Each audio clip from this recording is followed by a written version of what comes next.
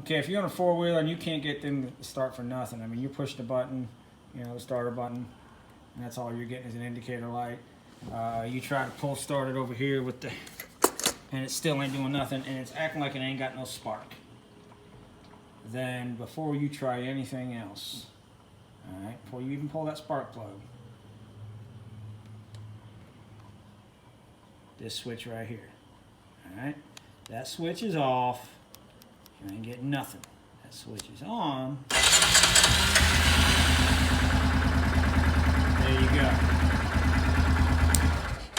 Now that seems like a real dummy thing, but you'd be amazed because most people, if you're like me, you just kill it at the switch. I mean, you know, it's running, you're done, you just turn the switch and boom, off, right? Okay?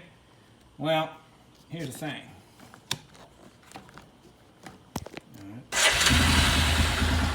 Yeah, you can also kill it with this. All right, most people don't. Okay, most people just do this because it's just one step instead of two. But sometimes you get somebody who's not familiar with four-wheeler or is used to using this switch, or a kid or something like that, and they flip that switch, then your four-wheeler ain't starting for nothing. All right.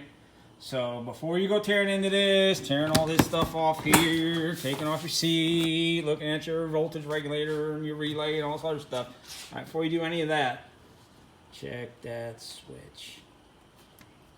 All right, hopefully I help somebody.